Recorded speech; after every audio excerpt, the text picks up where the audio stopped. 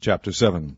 Then Elisha said, Hear ye the word of the Lord. Thus saith the Lord, Tomorrow about this time shall a measure of fine flour be sold for a shekel, and 2 measures of barley for a shekel in the gate of Samaria. Then a Lord, on whose hand the king leaned, answered the man of God, and said, Behold, if the Lord would make windows in heaven, might this thing be? And he said, Behold, thou shalt see it with thine eyes, but shalt not eat thereof. And there were 4 leprous men at the entering in of the gate, and they said one to another, Why sit we here until we die? If we say, We will enter into the city, then the famine is in the city, and we shall die there. And if we sit still here, we die also. Now therefore come, and let us fall unto the host of the Syrians. If they save us alive, we shall live, and if they kill us, we shall but die. And they rose up in the twilight to go unto the camp of the Syrians. And when they were come to the uttermost part of the camp of Syria, behold, there was no man there. For the Lord had made the host of the Syrians to hear a noise of chariots, and a noise of horses, even the noise of a great host. And they said one to another, Lo, the king of Israel hath hired against us the king of the Hittites, and the kings of the Egyptians to come upon us.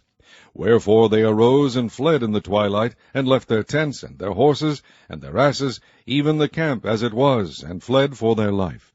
And when these lepers came to the uttermost part of the camp, they went into one tent, and did eat and drink, and carried thence silver and gold and raiment, and went and hid it, and came again and entered into another tent, and carried thence also, and went and hid it. Then they said one to another, We do not well. This day is a day of good tidings, and we hold our peace. If we tarry till the morning light, some mischief will come upon us. Now therefore come, that we may go and tell the king's household. So they came and called upon the porter of the city, and they told them, saying, We came to the camp of the Syrians, and behold, there was no man there, neither voice of man, but horses tied, and asses tied, and the tents as they were. And he called the porters, and they told it to the king's house within. And the king arose in the night, and said unto his servants, I will now shew you what the Syrians have done to us.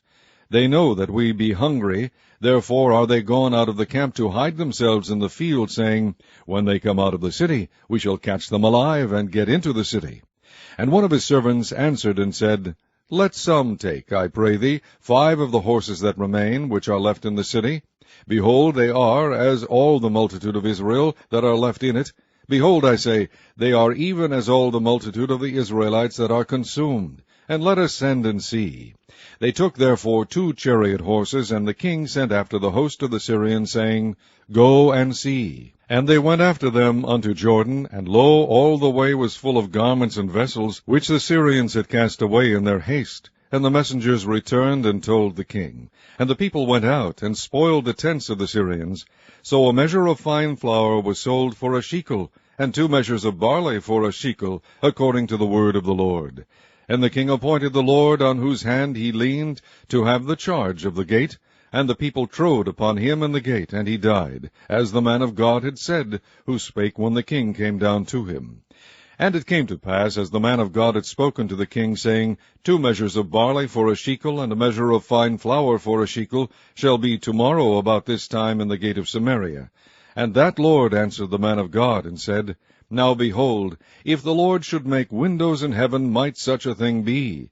And he said, Behold, thou shalt see it with thine eyes, but shalt not eat thereof. And so it fell out unto him, for the people trod upon him in the gate, and he died.